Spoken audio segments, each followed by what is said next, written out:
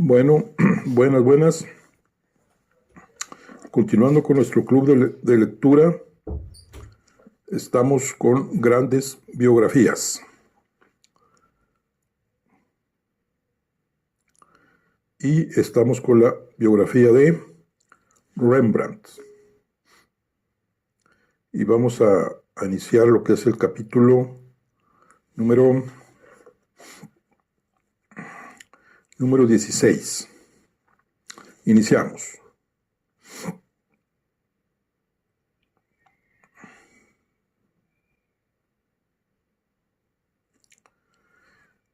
Iba ya para 8 años que estaba en construcción un nuevo ayuntamiento. Tan pronto como fue reconocida nuestra independencia, la ciudad encargó a Jacobo van Campen el diseño para este nuevo centro cívico. Se estimaba que el ayuntamiento viejo era demasiado pobre para una ciudad del esplendor de la nuestra y demasiado pequeño ya.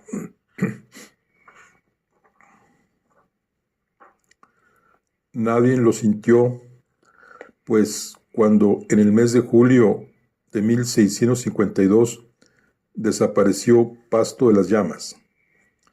Personalmente, lo que más me había interesado fue la decoración interior de los nuevos aposentos de nuestros magistrados.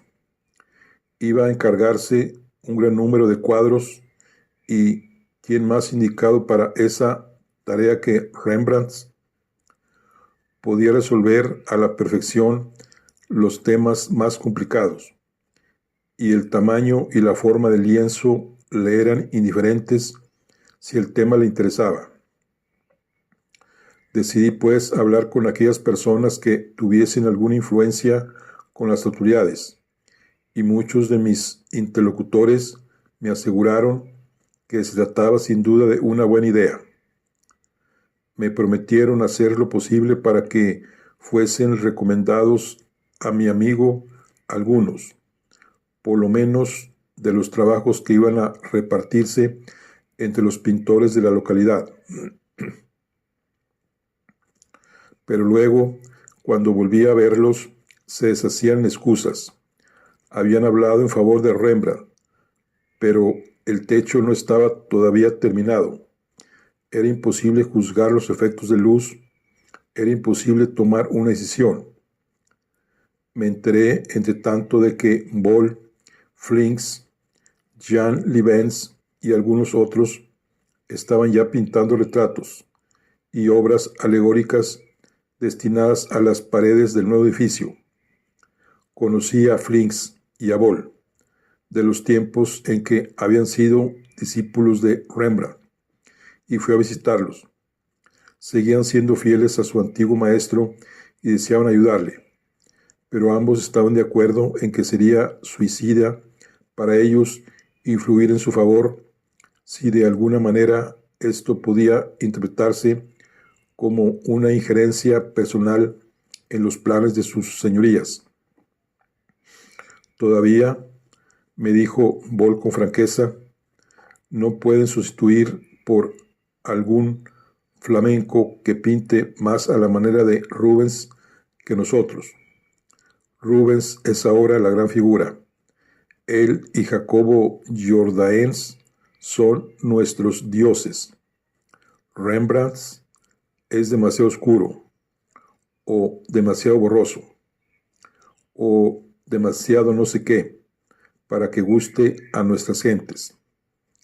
Tanto Flinks como yo, y prácticamente todos los que hemos estudiado con él, nos hemos visto obligados a cambiar nuestras técnicas, a hacernos un poco más flamencos, un poco más rubensianos, si vos me comprendéis, para no perder la clientela.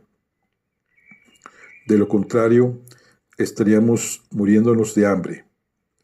Si no me creéis, id a cualquier marchante y preguntadle si está dispuesto a arriesgarse con Rembrandt. Alguno, tal vez, si vende a clientes italianos. Hay tanto sol en Italia que quizá por ello pueden tolerar las sombras relativamente mejor que nosotros, pero los demás no quieren ni saber de él. Si propusiéramos a sus señorías el nombre de Rembrandt, nos echarían a la calle. Sabía que estaban en lo cierto, pero no quise darme por vencido. Durante esos años, mis obligaciones como asesor médico de la flota me tenían muy ocupado. Algunas de las medidas propuestas por mí estaban adaptándose con bastante éxito en sus barcos. En relación con ese trabajo, tenía que hacer frecuentes visitas a su señoría de Witt. Decidí que en mi próxima visita le hablaría del tema de Rembrandt y del ayuntamiento nuevo. No sé mucho de estas cuestiones, me confesó, y que el Señor se apiade de mi alma si alguna vez me atrevo a hacer una sugerencia sobre cualquier cosa relacionada con los asuntos estrictamente domésticos de la muy independiente ciudad de Ámsterdam.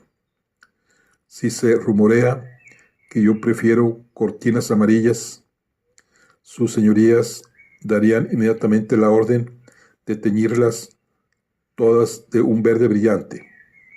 No me atrevo a entrometerme en modo alguno, pero os daré una carta para mi tío. Es un hombre inteligente y de gusto, y tiene alguna influencia en esta ciudad. Era aquel un modo muy suave y comedido de decir la verdad. Todo el mundo sabía que nada podía conseguirse en Ámsterdam sin el consentimiento tácito de Cornelius de Graeff, el famoso señor de Polsbroek, a quien se reconocía como rey sin corona de Ámsterdam y uno de los hombres más poderosos de la República. Pero en cuestiones relacionadas con el arte, descubrí que su señoría era tan impotente como su sobrino. Pedidme otra cosa, me dijo, levantando los brazos con gesto de despreocupación. Pedidme algo sencillo, que declare la guerra al emperador, o que obligue a la Compañía de las Indias Orientales a publicar las cifras reales de su presupuesto del último año. Pedidme que desvíe el Amstel para que desemboque en el Mar del Norte, en vez de hacerlo en el Zuider Sea. Pero no me pidáis que arriesgue mi posición y mi prestigio por una cuestión de esa índole. Le miré confundido.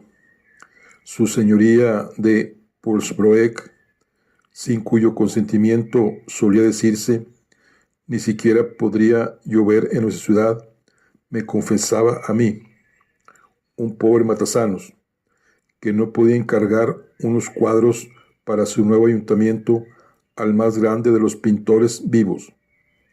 Le pregunté respetuosamente qué consideraciones políticas podrían obligarle a darme una contestación tan desalentadora. Al infierno la política, estalló. Nombraré a quien me plazca para cualquier puesto mientras se trate de una cuestión política, pero no es este el caso. Se trata de una cuestión religiosa, de teología, tema del que me he jurado a mí mismo mantenerme totalmente al margen. Pero sin duda, insistí, su señoría no tiene por qué encargar a Rembrandt un cuadro alegórico que puede ofender a los devotos. Pinta excelentes retratos. Vos necesitaréis un considerable número de retratos para el nuevo ayuntamiento. Mi querido Héctor, me dijo, quizá penséis que los que formamos el ayuntamiento somos todopoderosos, que podemos hacer cuanto nos place.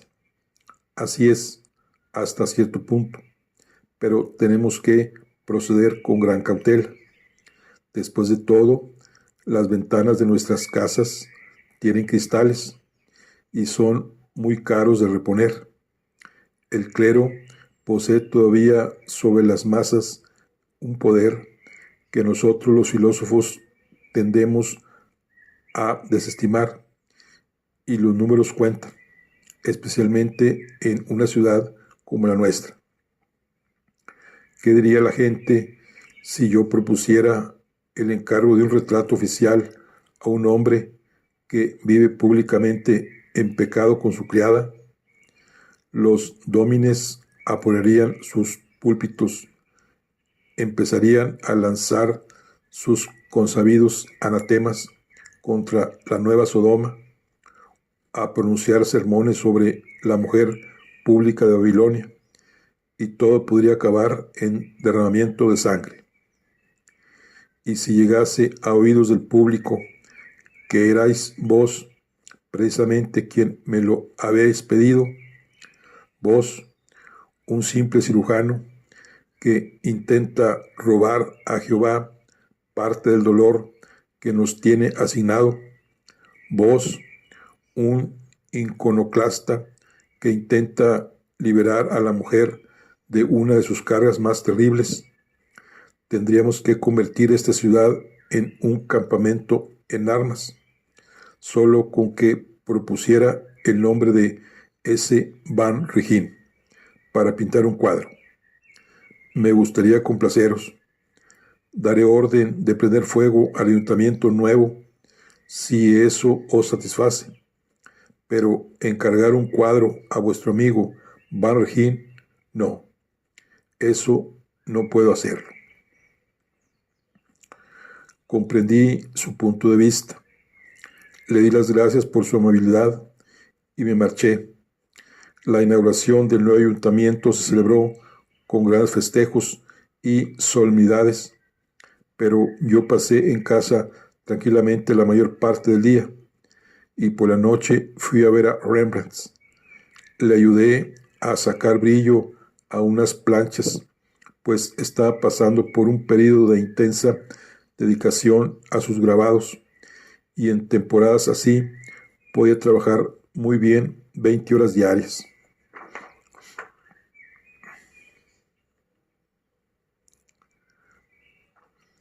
Antes de dar por concluido este capítulo, debo adelantarme, sin embargo, unos cuantos años en mi historia, para hablar de algo que habría de ocurrir mucho después. En febrero de 1660, cuando todavía trabajaba en la decoración de la gran galería del ayuntamiento, murió Jobaret Flink. Llevaba mucho tiempo enfermo y se sabía que nunca podría concluir el trabajo que había iniciado. Precisamente por aquel entonces, mi viejo amigo el doctor Tulp era tesorero de Ámsterdam. Había alcanzado muchos más honores mundanos que yo y era uno de los ciudadanos más respetados de la ciudad, pero no obstante, siempre habíamos mantenido unas relaciones agradables y cordiales, y yo sabía que admiraba a Rembrandt, quien había pintado su retrato hacía unos 20 años atrás. Tulp no había vuelto a ver a Rembrandt desde entonces, y la última vez que se hiciera tratar había sido encomendado esa labor a un pintor extranjero. Sin embargo, decidí hablarle en favor de mi amigo, y como el ayuntamiento había dejado de ser una novedad y nadie le prestaba demasiada atención, excepto los que acudían ahí por razones de negocios, ni su decoración era ya tema que interesase al público ni al clero. El buen Tulp complació mis deseos y se encomendó a Rembrandt la prosecución del trabajo que su discípulo no había podido terminar. Se trataba de un cuadro histórico que representaba a Claudio Civilis, el gran héroe de Batavia, que por algunos años había liberado a nuestro país de la dominación romana. Esto naturalmente había sucedido muchos años atrás y nadie sabía exactamente dónde ni en qué circunstancias, pero todo niño bien educado sabe recitar: año 100 antes de Cristo, los romanos llegaron a nuestro país. Año 50 antes de Cristo, Claudio Civilis libera nuestro suelo del yugo romano. Rembrandt mostró menos entusiasmo del que yo esperaba. Ese trabajo era lo que él llamaba servir la mostaza después de la comida, y sin duda no podía resultar muy halagueño que acudiesen a él para tapar el hueco. Pero una vez manos a la obra, su entusiasmo creció a pasos agigantados. Decidió que como el cuadro representaba una conjetura contra los conquistadores, la escena debía transcurrir de noche y en la oscuridad, cuando se suponía que los romanos estaban descansando. Se decidió por una tela enorme de casi 60 pies cuadrados, la mayor dimensión con que había trabajado en su vida, e hizo del rebelde de Batavia figura central de un gran festín en el que explica a sus seguidores sus planes para el levantamiento. Cómo iluminar toda la escena con la sola luz de unos cuantos candiles era un problema que le fascinaba. Dedicó meses enteros al cuadro y acabó por pintar algo tan fantástico y misterioso que me producía la más extraña sensación contemplarlo.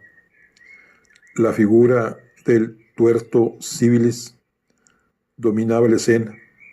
La espada en su mano brillaba amenazadoramente.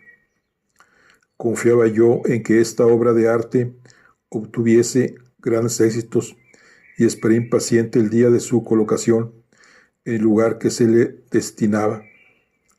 Rembrandt solo iba a recibir 1000 florines por el cuadro, no más de lo que se hubiese pagado a Frings, pero se hablaría tanto de él, no me cabe de ello la menor duda, que el pintor se rehabilitaría en la opinión de sus vecinos, y lo que aún era aún más importante desde un punto de vista práctico, en la de los marchantes.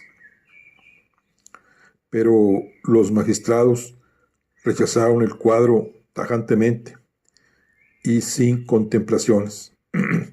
Algunos dijeron que Claudio Civilis se parecía demasiado a Aníbal, aunque el héroe cartaginés también había perdido un ojo en una batalla.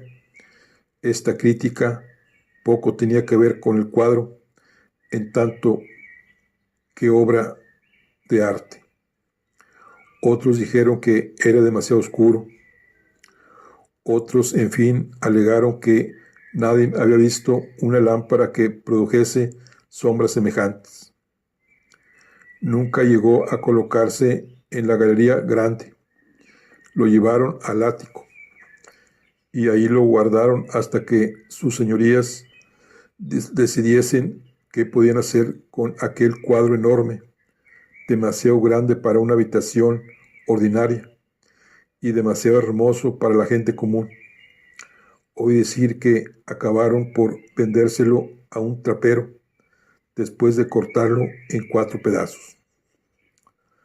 Aproximadamente un año después, traté a un joven paciente que había efectuado un viaje a Suecia. Según me dijo, había visto un cuadro en Estocolmo muy parecido a cierto dibujo que tenía yo en la pared. Se trataba de un dibujo pequeño a lápiz y pluma de Claudio Civilis, que años atrás rescatara yo de la chimenea de Rembrandt. Afortunadamente era verano, donde él lo había arrojado en un momento de desesperación. Pregunté al joven de Marras por el tamaño del cuadro. Aproximadamente la mitad de la pared de vuestra habitación, me contestó. Le rogué que me lo escribiese con más detalle y comprendí que se trataba de la parte central del cuadro de Civilis. Pero quizás se tratase simplemente de una copia o de un error de aquel joven, pues aunque escribí Estocolmo y durante años interrogué a cuantos regresaban de la capital sueca, jamás hallé ni rastro de esta obra mi maestra hoy perdida.